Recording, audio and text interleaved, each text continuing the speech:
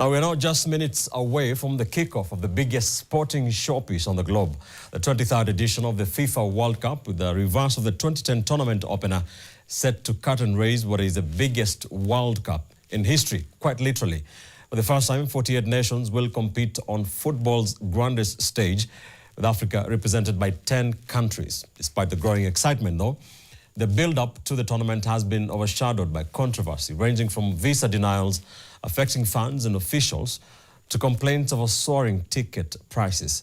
NTV's Elijah Oko takes an in-depth look at the build-up to the 2026 FIFA World Cup. The build-up to the 2026 FIFA World Cup in the United States of America, Canada and Mexico has been one for the books. The clamor surrounding the world's biggest sporting spectacle has raised denials affecting FIFA officials and fans.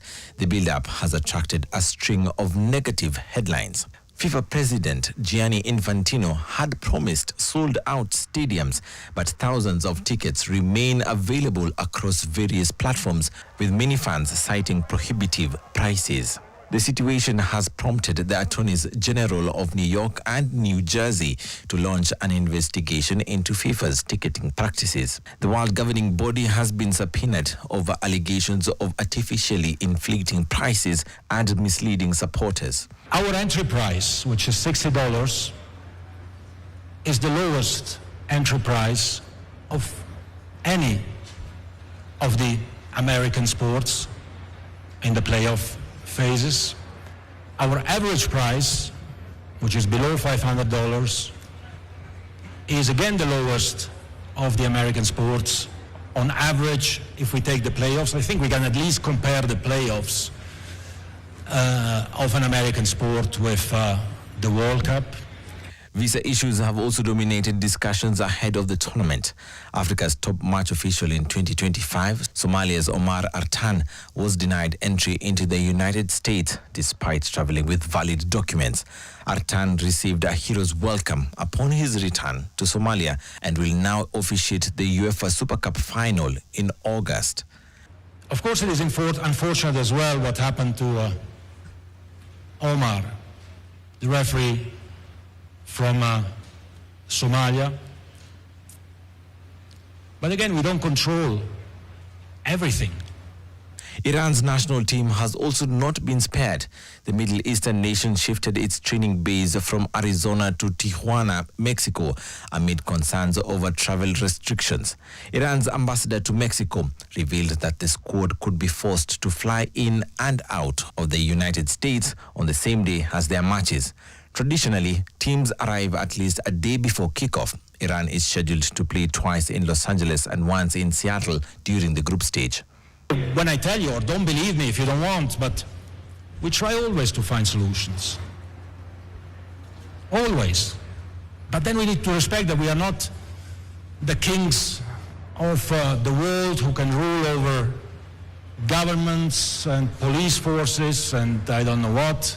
Weather conditions have also emerged as a major talking point. Climate scientists and the Global Players Union, FIFPro, have warned that nearly a quarter of the tournament's 104 matches could be played in conditions exceeding recommended safety thresholds. Teams preparing for the World Cup will be supported by medical staff, tailored training schedules and hydration plans as they adapt to the heat and humidity expected across North America. So heat stress is a continuum of how it can impact the human body. From heat rash, we can get heat cramps, heat syncope, where people might feel faint or dizzy, all the way up to heat exhaustion or heat stroke, which in some instances can be fatal. With 16 teams set to host the 23rd edition of the tournament across 3 countries, for the first time in history, FIFA has had to ensure uniform playing conditions throughout the competition. The governing body has installed high-tech hybrid grass systems designed to provide consistent playing surfaces despite vastly different climates. The scale of the project is unprecedented. hosting the Club World Cup last year, we were able to test out this pitch, and we've received positive feedback from all the athletes that have played on it, and so we were very excited to hear that, and it just made things so much easier this year, just to coming into the World Cup 26 to go with the same type of surface. On the pitch, 1 of 4 matches are scheduled to take place, with a repeat of the 2010 World Cup opener set to get the tournament underway. Mexico, hosting the World Cup for a record 3rd time, will welcome South Africa at the Mexico City Stadium on Thursday night. There is no outright favourite heading into this edition, with only Italy among the 8 previous champions missing from the tournament. Lionel Messi leads the defending champions after Argentina topped the South American qualifiers, but questions remain over whether an aging squad can secure a 4th world title. Cristiano Ronaldo will once again chase the one major trophy missing from his illustrious career, leading a formidable Portugal side in Group K. Kylian Mbappe announced himself on the global stage when he inspired France to World Cup glory in 2018 before reaching another final in 2022. France will once again rely on their talisman as they navigate a tricky Group I that includes African champions Senegal and Norway. The last time a new champion was crowned was in 2010 when Spain edged the Netherlands by a solitary goal in the final. Will a new nation rise to the summit of world football, or will the traditional powerhouses continue their dominance? Elijah Ouko, NTV Sport.